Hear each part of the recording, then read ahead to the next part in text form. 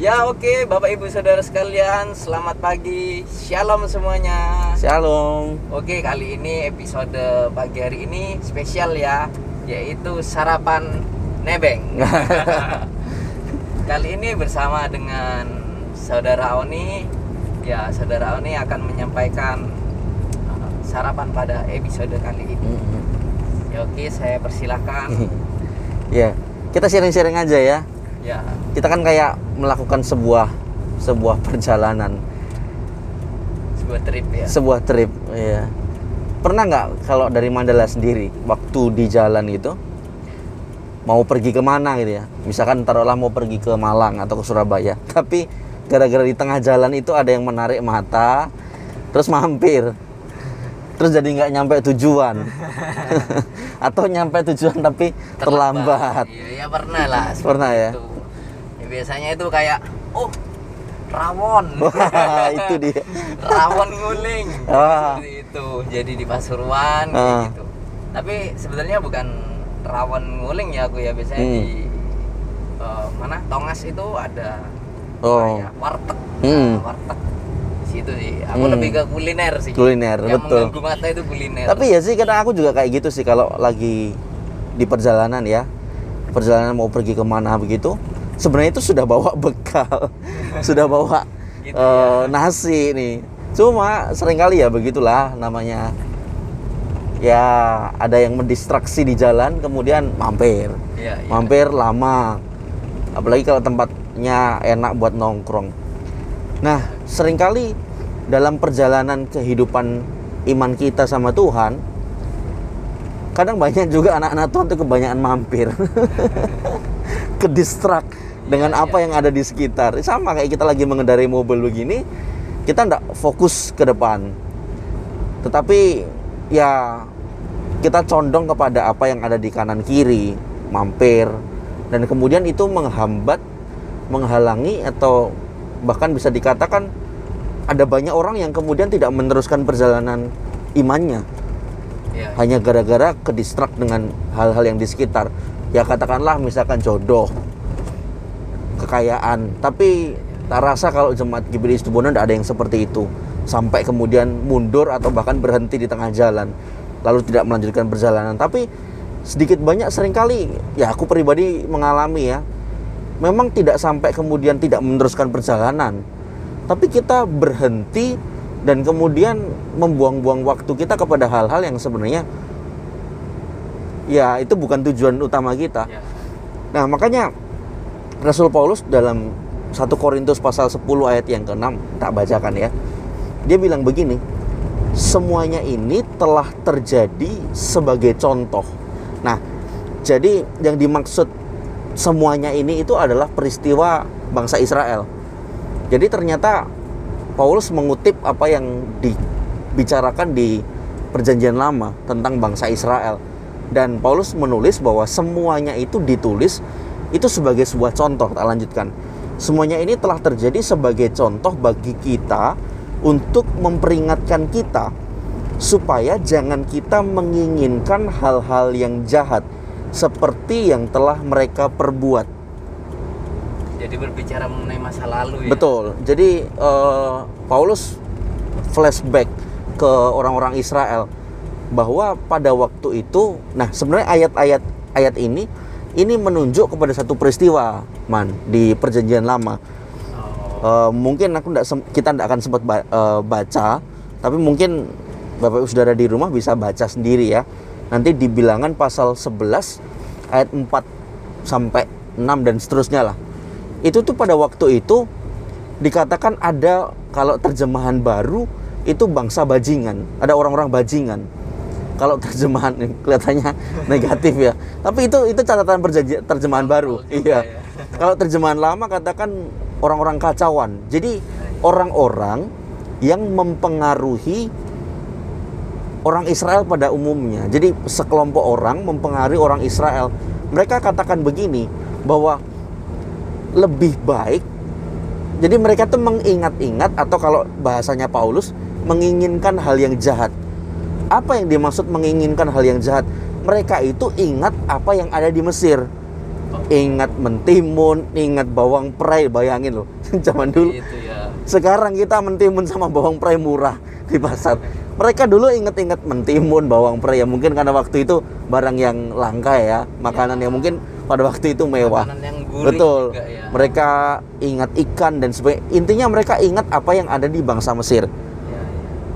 Nah, di ayat yang kelima dan 6, terutama ayat 6 dikatakan padahal mereka itu sudah diberikan sama Tuhan mana? Keistimewaan sendiri. Keistimewaan sendiri. Ya. Memang mungkin mereka kayak seolah-olah berpikir gini ya, aduh aku bosen makan mana. Tapi mereka lupa bahwa justru mereka itu mendapatkan makanan yang istimewa. Kenapa? Bawang prei bisa didapat dimanapun. Ya meskipun mungkin tidak semua negara ada ya. Ya. Tapi kalau ya ikan misalkan, ikan ya banyak di banyak tempat ada. Meskipun mungkin ada makanan-makanan khas di daerah tertentu, tetapi di tempat lain pun kita bisa jumpai. Rawon misalkan, tadi kan khas Ya. mana itu. Tapi di Situbondo ada, di Magelang pun ada, padahal khas Jawa Timur. Tapi kalau mana, itu adalah berkat khusus yang memang Tuhan siapkan untuk bangsa Israel dan tidak ada orang yang dikasih makan mana gitu loh. Ya, betul. Tapi herannya bangsa Israel itu menutup mata akan itu. Mereka ingat apa yang ada di Mesir. Padahal meskipun memang makanan-makanan itu ya kita nggak ngerti ya apakah pada waktu itu mewah atau enggak.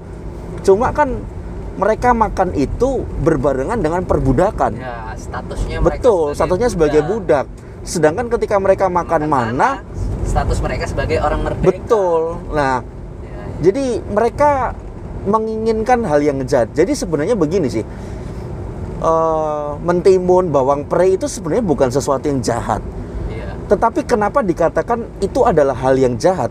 Karena justru hal-hal itu membuat mereka lupa sama berkat Tuhan, Ya. menyalahkan Tuhan, kecewa sama Tuhan, tidak bersyukur, kemudian mengabaikan Tuhan. Padahal prosesnya sudah begitu luar Betul. biasa ya, penyertaan Tuhan dari Betul. bangsa Israel keluar dari sana. Iya. Luar biasa, tiang awan, tiang api. Betul. Jadi kalau dihubungkan dengan sekarang, seringkali kita menginginkan hal yang jahat. Bukan berarti kemudian HP kita itu jahat. Kalau kita ingin motor, berarti motor itu jahat. Kalau kita ingin barang-barang baru ya, ada mungkin orang suka koleksi mobil, koleksi motor, koleksi barang-barang tertentu. Bukan berarti hal itu jahat. Mungkin kita punya pasangan, punya sahabat, bukan berarti mereka jahat. Boleh kita mengingini semuanya itu. Tetapi kalau kita mengingini semuanya itu, tetapi itu semua karena kita tidak puas dengan berkat Tuhan yang sudah kita terima, kemudian kita membanding-bandingkan dengan masa lalu, mungkin ada yang pernah kita punya barang tertentu, lalu karena kita sudah tidak punya barang itu lagi, terus kemudian kita ngingat-ngingat, lalu kita tidak bersyukur atas berkat yang kita terima sekarang. Atau bandingin, misalkan Mandala punya mobil, saya tidak punya mobil, terus kemudian saya menginginkan mobilnya Mandala itu dengan alih-alih atau embel-embel karena saya tidak bersyukur bahwa sebenarnya itu saya punya berkat khusus yang Mandala punya, tapi saya tidak punya. Ya, Tapi sebaliknya, saya punya, Mandala tidak punya. Nah, ini repotnya bangsa Israel tuh seperti itu. Makanya dikatakan bangsa yang tegar tengkuk. ya. Nah, dengan kemajuan teknologi sekarang ini, kemajuan ekonomi dengan persaingan yang cukup ketat ini, wah ini kadang bisa dipakai iblis. Sehingga hal-hal yang sebenarnya lumrah untuk kita inginkan, tetapi menjadi masuk kategori hal yang jahat. Ya tadi, gara-gara kita tidak bersyukur kepada berkat Tuhan dan sebagainya. Tapi ada satu pengertian yang menarik lagi sih, Man. Gimana itu?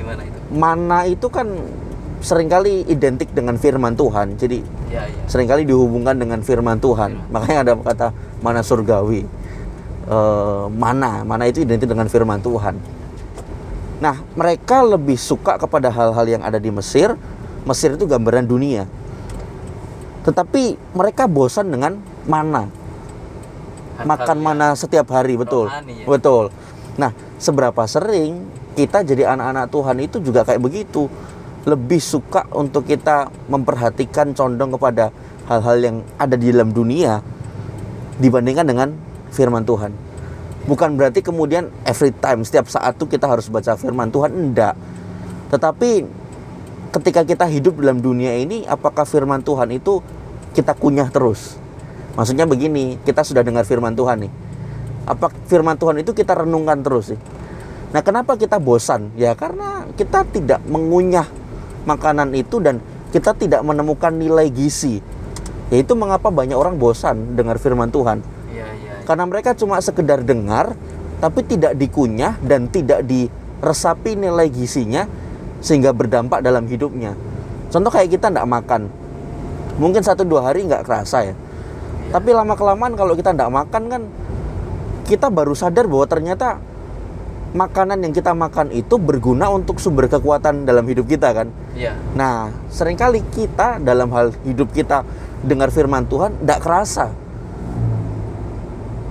Kenapa? Ya tidak dikunyah, tidak dipahami bahwa firman Tuhan itu sebenarnya punya nilai guna. Makanya 1 Timotius kan katakan firman Tuhan, apa yang diilhamkan Allah itu berguna untuk mengajar, membangun, menyatakan kesalahan, dan sebagainya.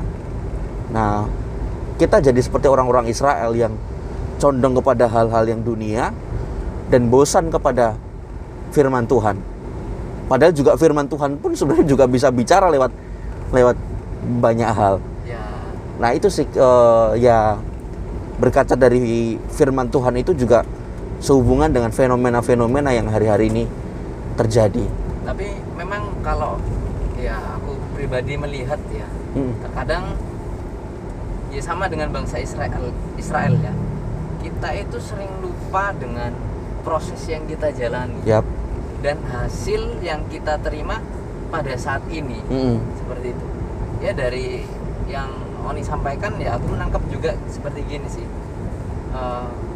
Terkadang kita ini ya, kita dulu kan pernah yang namanya menjalani proses sekolah ya. Ya kita kan dari TK buktinya kita bisa melewati sehingga kita naik ke jenjang level, berikutnya, yaitu SD seperti itu. SD tentunya ada ujian yang harus kita lalui. Otomatis kalau kita sudah melalui itu ya naik ke kelas 2. Sampai sekarang ini ya terus terang aku pribadi, aku sudah menjajah ke dunia pendidikan di universitas. Sudah lewat 4 tahun itu. Jadi statusku sudah sarjana. Ya kalau aku renungkan, oh iya Tuhan itu betapa luar biasa loh sebetulnya. Perjalanan kita itu bukan stuck, tapi kita melalui proses. Memang terkadang proses itu yang membuat tanda kutip situasi kita itu susah, sulit ya untuk mensyukuri bahwa melihat flashback kita, oh iya penyertaan Tuhan itu betapa luar biasanya. Seperti itu. Ini kalau di kehidupan kita sehari-hari ya. Jadi aku tangkap bahwa yaitu tadi bangsa Israel susah untuk menghadapi yang namanya proses itu tadi. Seperti itu sih. Ya betul nggak? Betul sekali.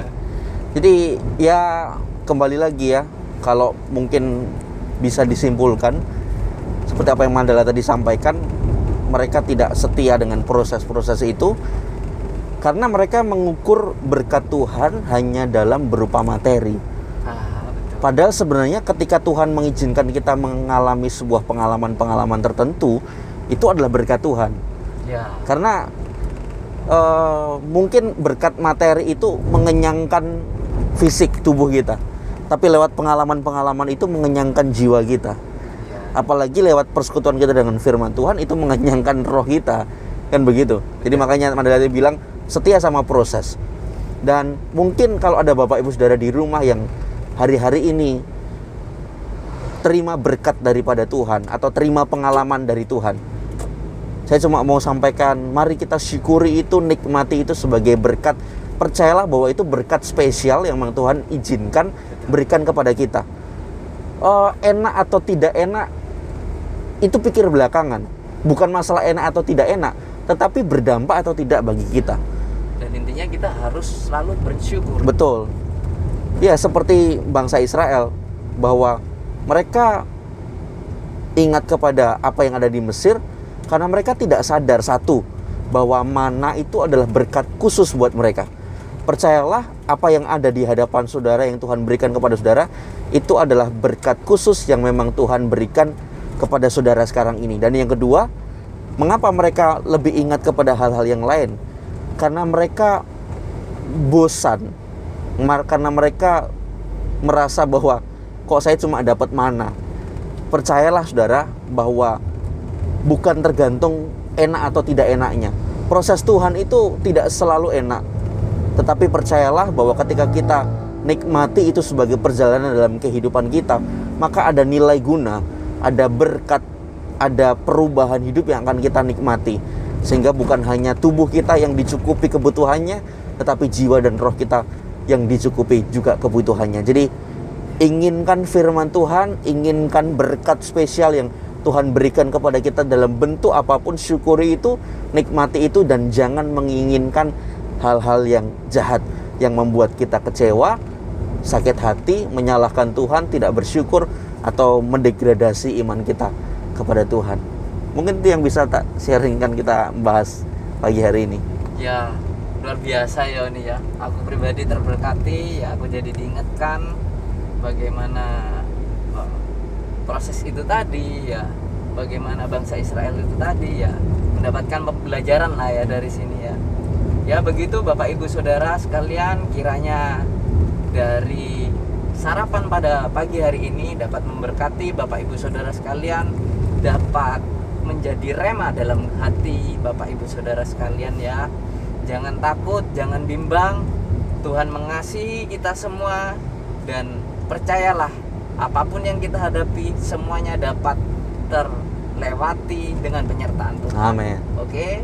Selamat pagi, sampai jumpa di episode selanjutnya, dan God bless you. Tuhan Yesus memberkati. God bless you. Oke. Berapa menit nih? Oke. Berapa menit nih? Oke.